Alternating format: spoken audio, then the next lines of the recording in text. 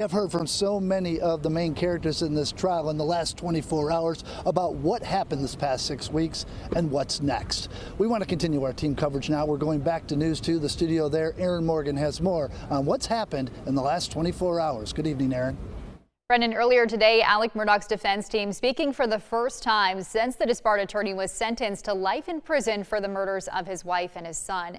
Now, Murdaugh's defense attorneys Dick Harpootlian and Jim Griffin say they do not believe Alec Murdaugh's sentencing would have been different if his son Buster Murdaugh gave a victim impact statement today. Griffin said they could have, quote, put Mother Teresa on the stand, and they do not believe it would have swayed Judge Newman's decision of 2 life sentences.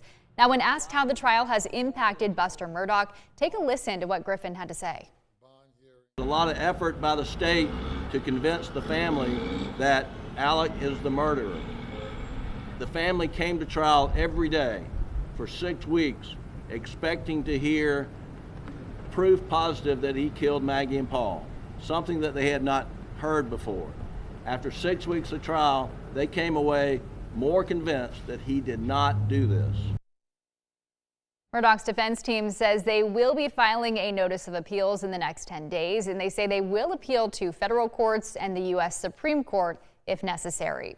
Now, prosecutors say they will do everything in their power to bring forth justice against Alec Murdaugh in this case and others as well. News 2's Riley Benson spoke with the state attorney general about what could be next for the now convicted murderer. Riley, good evening. Yeah, good evening, Aaron. I had a chance to go one-on-one with State Attorney General Alan Wilson and lead prosecutor in this trial, Creighton Waters. Now, they both say that this is far from over. They both say they plan to seek further justice against Alec Murdaugh in the pending 99 financial crimes charges that Alec Murdaugh faces in a number of counties in this part of the state, including right here in Colleton County. Now, both taking the opportunity today to thank their teams for their work in this 18-month investigation leading up to a guilty verdict last night and a life in prison sentence for Alec Murdaugh today. Now, again, I said I got to go one-on-one with Alan Wilson. We asked him about the integrity of this investigation. It's something that defense attorneys Dick Harpootlian and Jim Griffin attacked on a number of times throughout this trial. I asked him about it. I asked him about some other things. Take a listen to my interview with Attorney General Alan Wilson.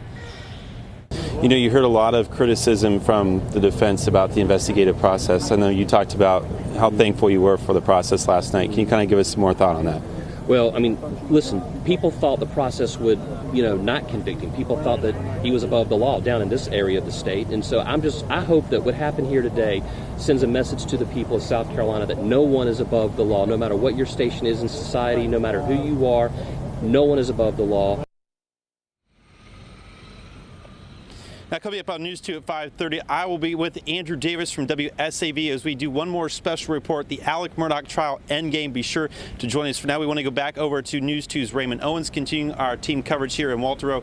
And Raymond is talking about how the town of Walterboro preparing for life after the Alec Murdaugh trial as people leave and this trial comes to a conclusion. Raymond, what can you tell us? That's right, Riley. I had a chance to talk with Scott Grooms. He's the director of tourism here in Walterboro, and as you can imagine, he's not used to doing what he's been doing for the past 6 weeks or so. He tells me that the city has been preparing for this for about 6 months. And he said that they've seen extraordinary results. Lots of people moving here, or not moving here, but seemingly moving probably over this number of weeks. But a lot of people coming here to Walterboro who otherwise might not be here. They estimate a couple of hundred media have been here covering it as well.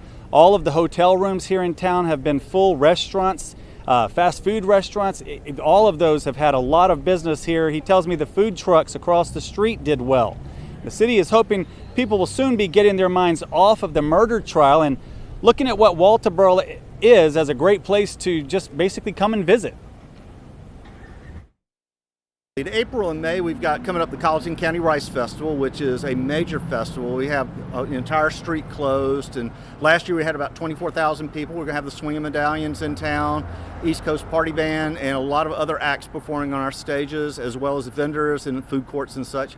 And then after that, we've got the Wham Festival coming in, which is an arts and music festival. So we're really excited about that. So it sounds like a lot of activity still coming to Walterboro, but maybe this time from a positive perspective. Now, Grooms tells me that they're basically looking at maybe the next day or so before all of the media will be out of here. and things will pretty much be back to normal. In Walterboro, I'm Raymond Owens, and Brendan, I'm going to send it back over to you.